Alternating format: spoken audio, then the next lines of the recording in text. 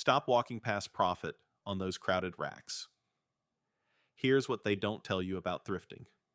You don't need a warehouse or a fashion degree. You need a trained eye, a simple plan, and the nerve to leave junk behind. If you've ever held a jacket and thought, this feels expensive, but you put it back because you weren't sure, this video is your shortcut. I'm going to show you how regular people turn secondhand finds into steady income without living at the post office.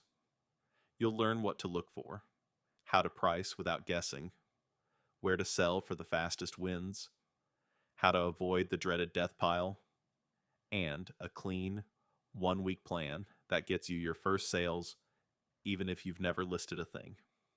Stay to the end, because I'll also show you the one mistake that quietly kills profit with thrifting and the tiny fix that changes everything.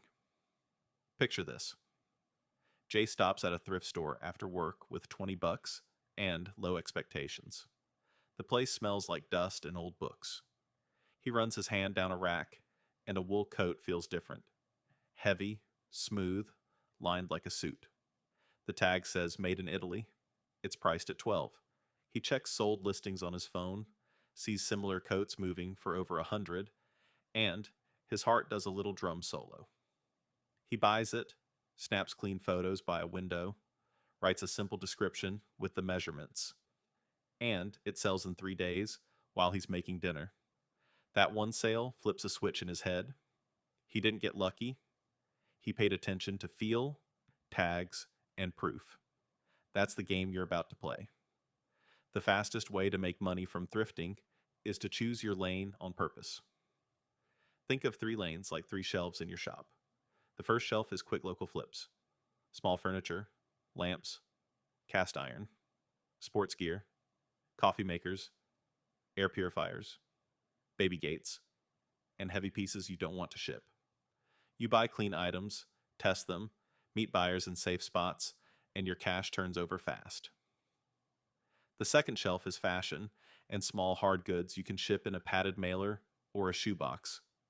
Denim with real leather patches, leather boots with solid soles, linen and wool pieces, quality handbags, tech accessories in working order, and brand name sneakers that aren't cooked. The third shelf is niche or vintage.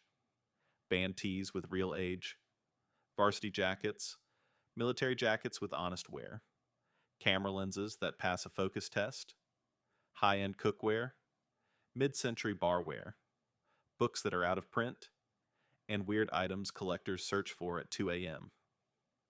You don't have to fill all 3 shelves today. Start with one you like, because boredom is a business killer. Your buy box is your backbone. It's a simple sentence that keeps you from buying maybes that become a floor pile. It might be only natural fibers in tops and jackets, or men's denim in 2 sizes with leather patches and heavy stitching, or kitchen appliances that plug in and work on the spot, or sneakers that pass the heel squeeze and smell test. If it fits the box, it goes in your cart. If it doesn't, it stays. That one rule keeps your money in your pocket for the next good thing. Your hands are your first tool. Feel for weight and fabric. Linen feels dry and cool. Wool feels smooth and springy.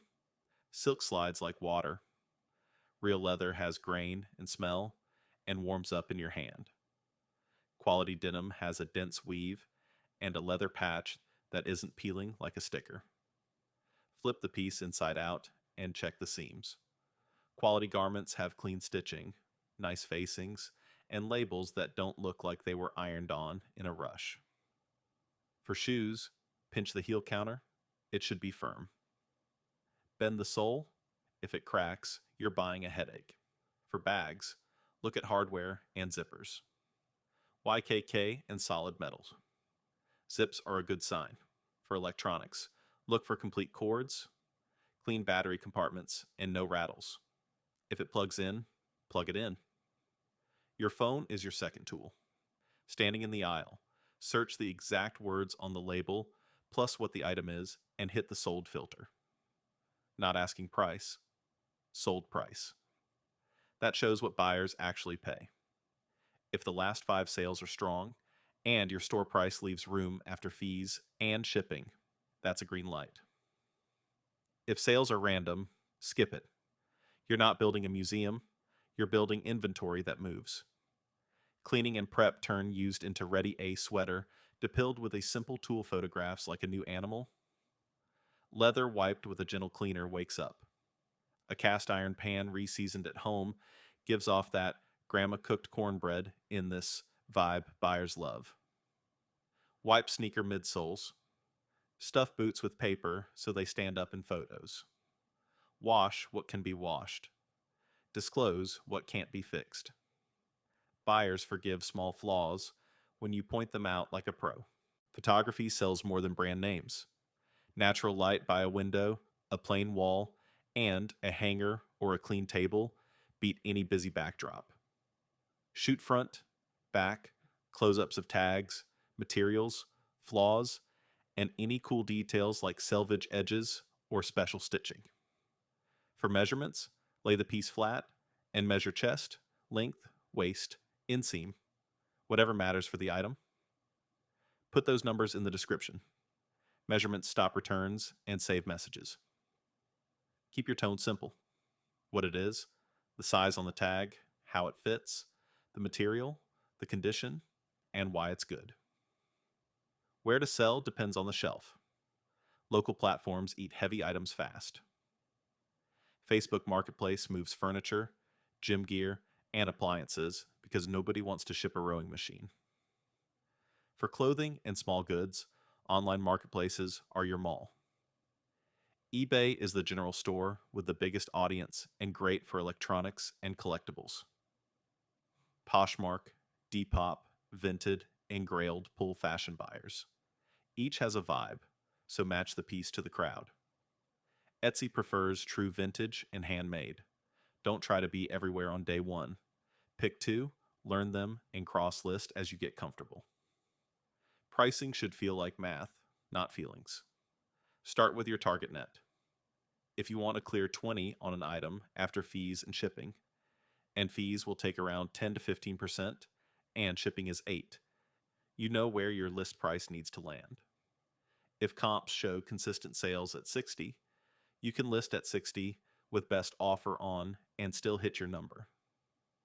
If comps are all over the place, price with confidence toward the stronger side and move on. You don't need to win every bargain hunter. You need to sell clean items at fair prices steadily. Returns and fakes are real. Protect yourself by describing honestly and photographing flaws. For fashion, avoid obvious counterfeit risk unless you are experienced with authentication.